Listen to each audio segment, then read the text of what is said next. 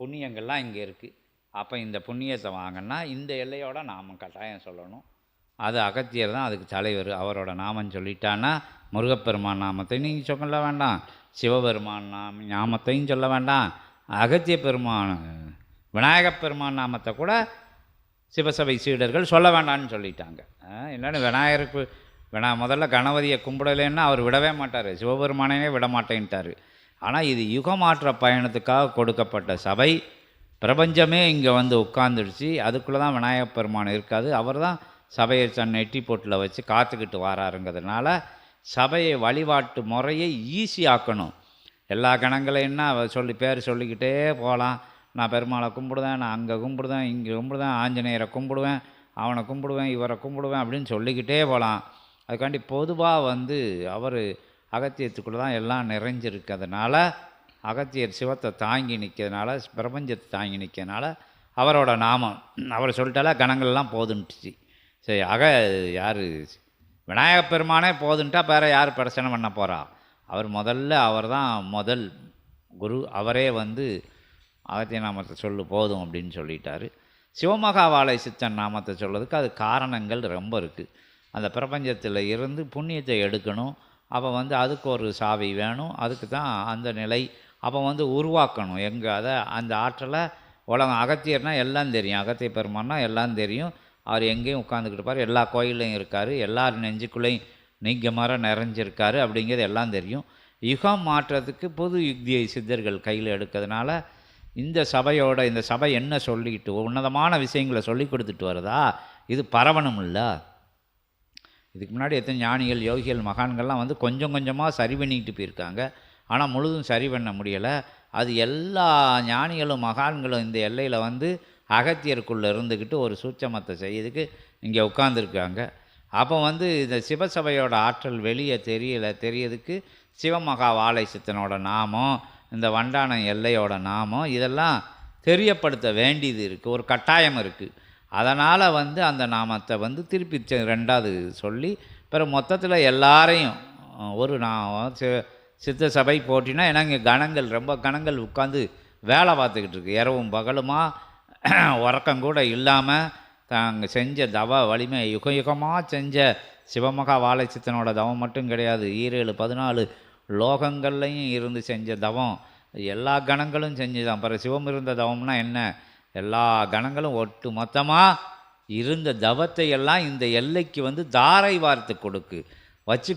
வச்சுக்கோங்கன்னு donation கொடுப்போம்ல. நம்ம ஒரு கோயில் கட்டுறதுக்கு, ஒரு குளம் வெட்டதுக்கு எல்லாரும் போய் என்கிட்ட உள்ளதை வச்சுக்கோங்க, என்கிட்ட இருக்கிறத கொடுக்கேன், என்கிட்ட கையில் இதுதான் இருக்குது. அதான் போர்க்காலங்களெல்லாம் அந்த வளையலை கழட்டி கொடுத்துக்கு அதை கழட்டி கொடுத்து இதை செஞ்சாங்கள்ல மங்கையர்கள் கூட எல்லாம். அது மாதிரி நம்மகிட்ட கணங்கள்லாம் வந்து அவங்க கையில் டெபாசிட் என்ன இருக்கும்? புண்ணியந்தான் இருக்கும். கையில் வச்ச இருப்பை கூட கொடுத்துட்டு இங்கே உட்காந்து தவம் இருந்துக்கிட்டு இருக்கு. ஏன்னா யுகம் மாற்றத்துக்கு ஆற்றல், பேராற்றல் தேவைப்படுது. அப்போ வந்து நீங்கள் வந்து அதோட இணையும் போது உங்கள் பாவ நிலைகள் வேறு இருக்கணும்னா அந்த புண்ணிய கடங்கிலேருந்து உங்களுக்கு அள்ளி கொடுக்காங்க. எதுக்கு அள்ளி கொடுக்காங்க? நீங்கள் 4 பேர்கிட்ட போய் சொல்லுவீங்க. அதான் அந்த ஃபார்முலா தான். 4 பேர் 40, 4000, 4 லட்சம், 4 கோடி. அதான் அந்த விஷயங்களுக்குள்ள போதுக்காக உங்களுக்கு வருங்காலத்தில் வரக்கூடிய புண்ணியங்களை இப்போமே பார்த்து உங்கள் கணக்கு வந்து சரி செய்யப்படுது. ஆடிட்டிங் வச்சு அங்கே பிரம்மதேவன் எழுதுவார், அது ரொம்ப பேர் எழுதுவாங்க. அதுலாம் சேர்த்து தளபதியை மாற்றக்கூடிய நிகழ்வு இந்த சபையில் நடக்கு. இது வரைக்கும் நீங்கள் இனிமேல் என்ன நடக்கணும் அப்படின்னு இருக்கிறத கூட தலையெழுத்தை மாற்றி எழுதக்கூடிய சபையாக இது திகழுது. அப்போ அந்த சபையோட நாமத்தை சொன்னாத்தானே அதுக்குள்ளே போக முடியும். அந்த சத்தம் பிரபஞ்சத்தில் ஒழிச்சாத்தானே ஒரு பேர் ஆற்றல் இருக்குது. ரொம்ப பேர் அதிகாலை பிரம்ம முகூர்த்த நேரத்தில் இறைச்சலை உருவாக்கும். கலியுகமெல்லாம் எரிச்சல் அடைஞ்சு ஒதுங்கி நிற்கக்கூடிய அளவுக்கு ஒவ்வொருத்தரும் அகத்திய நாமத்தையும் சிவமகா வாழை சித்த நாமத்தையும் யுகமாற்ற போர் முழங்கிருச்சு அப்படின்னு அதெல்லாம் அப்படி வாழை சுருட்டி அப்படி அங்கிட்டு ஓடி ஒதுங்க பார்க்கும். ஏன்னா இவ்வளோ சத்தம் வந்துருச்சு, இத்தனை இடங்கள்ல இருந்து சத்தம் வந்துருச்சுன்னு. அப்போ அதை புண்ணியமாக எடுத்துக்கிடுது சித்த சபை. நீங்கள் சொல்ல புண்ணியமாக எடுத்துகிட்டு இங்கேருந்து பெரும் புண்ணியத்தை உங்களுக்கு வழங்குதாங்க. அதனால தான் அந்த விஷயங்கள் இப்படி இன்னும் இது சின்ன சூட்சமோ, இது ஒரு சூட்சமோ. இன்னும் லட்சான லட்சம் கோடி சூட்சமங்களெல்லாம் அகத்திய பெருமானுக்கு தெரியும், சிவபெருமானுக்கு தெரியும். அது ஆதி கைலாய சிவசூட்சம நூலுக்குள்ளே பதுக்கி வச்சுருக்காங்க. அது நீங்கள் பயணப்படையில் தெரியும் அப்படிங்கிறத சொல்லி, இது இந்த அம்மாவுக்கு மட்டும் சொல்லலை. ஏன்னா அது ஒரு வார்த்தை சொல்லிச்சு, நான் முருகப்பெருமானை கும்பிட்டு தான் எல்லாம் கும்பிட்டுட்டு வரேன் அப்படிங்கிறது தப்பு இல்லை. கும்பிட்டு விஷயங்கள் பிரபஞ்சத்தில் சேமிக்கப்பட்டிருக்கும், நீங்கள் செஞ்ச புண்ணியங்களும் சேமிக்க வச்சுருக்கோம். இங்கே கோபூஜை வாக்கையில் அந்த அதெல்லாம் அந்த புண்ணியத்தையெல்லாம் வடிய விடாமல் ஒரு இது போய் தடுத்து நிற்கும். அதை எங்கே இருக்குதுன்னு பார்த்து உருவதான் சித்தர்கள் வேலை. அது இன்னும் ப்ராசஸ் ரொம்ப இருக்குது. சபையோடு அதுக்கு நம்பிக்கையோடு இருங்க. அகல் விளக்கு நீங்கள் ஏற்றினா எளிமையாக இருக்கணும் அப்படிங்கிறத கற்றுக் கொடுக்கணும். அகல் விளக்கில் பஞ்ச தத்துவம் இருக்குதுன்னு விஸ்வாமித்திர மகரிஷி சொல்கிறாரு. அதில் மண் இருக்குது, நீர் இருக்குது, காற்று இருக்குது, எல்லாமே இருக்குது. அதில் இடைவெளி இருக்கா, நீர் குழப்பி அதை செய்தோமா, மண்ணில் இருந்து அதை எடுக்கமா, எல்லா நிலைகளும் வெப்பப்படுத்துவோமா, அதில் பஞ்சபூத ஆற்றல்களும் அந்த மண் விளக்கில் இருக்குது.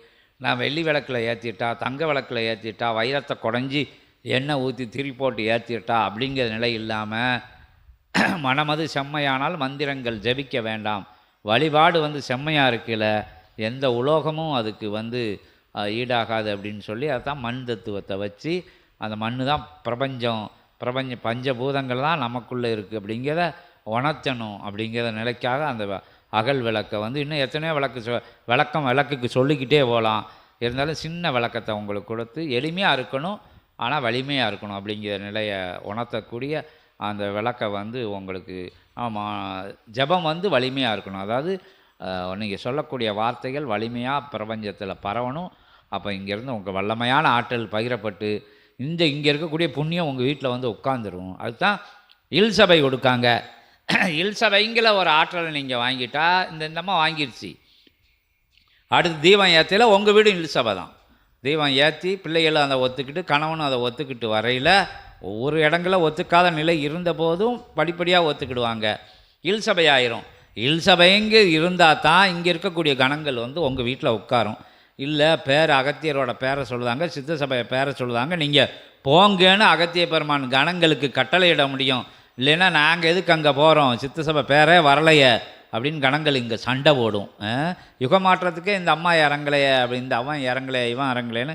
இன்னும் இறை சூட்சமாக ரொம்ப இருக்குது, அதுக்குள்ளே நம்ம போக வேண்டாம்.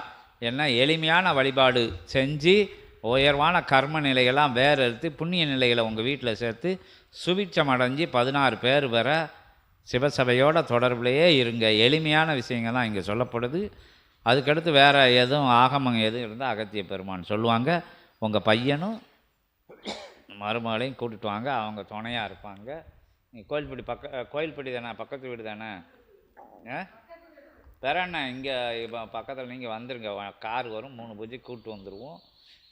பிறகு இவங்கெல்லாம் வருவாங்க. ஒரு டீமை ரெடி பண்ணுங்க, உங்கள் ஒருப்புக்கு நீங்கள் 4 பேர்த்த சொல்லிடுங்க.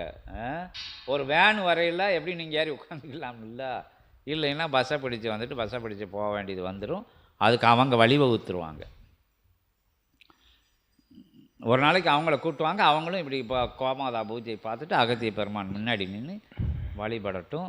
நீங்கள் அவங்க மகங்க எல்லாம் உங்கள் வீட்டில் தானே இருக்காங்களா, தனியாக இருக்காங்களா? இல்லைன்னா அவங்களுக்கு தனியாக வேலை வாங்கி கொடுத்துருங்க. என்ன அப்போ நீங்கள் அவங்களுக்கு தனியாக போயில வேலு எல்லாம் வாங்கிட்டு போயிருங்க. இல்லை இப்போ வாங்கிட்டு போய் அவங்கள்ட்ட கொடுத்துருங்க.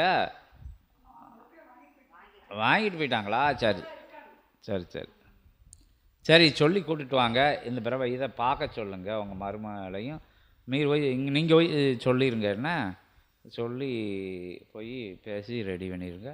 நாங்கள் அங்கே சச்சங்கத்துக்கு வந்தால் கூட்டுவாங்க, சச்சங்கத்துக்கு வந்தால் வர சொல்லிடுங்க. ஒரு நாள் தானே, அப்படின்னா தானே சபையை உள்வாங்கினா தான் அவங்க சரணாகதி ஆவாங்க. இல்லாட்டி இந்த அம்மா எங்கேயோ கோயிலுக்கு போயிட்டு வர மாதிரி போயிட்டு வருது அப்படின்னு பேசாட்டில் இருப்பாங்க. அவங்கள உள்ள இருக்கலாம், அவங்க பிரபஞ்சத்தோட தொடர்பு கொள்ள முடியும். எல்லாரும் நீங்கள் சொன்னால் எல்லாருக்கும் சொல்லணும். நாளைக்கு இப்போ உங்களுக்கு சொன்னது கிடையாது, இது எல்லாரும் புரிஞ்சுக்கிடணும்னு சொன்னது. நீங்கள் 4 பேர்கிட்ட சொல்லையில் அவங்க 4 பேர்கிட்ட சொல்லுவாங்க. அவங்களோட புண்ணியம் பாவங்கள் வேறு. நம்ம பிள்ளையாக இருக்கலாம், பேரனாக இருக்கலாம், பேத்தியாக இருக்கலாம்.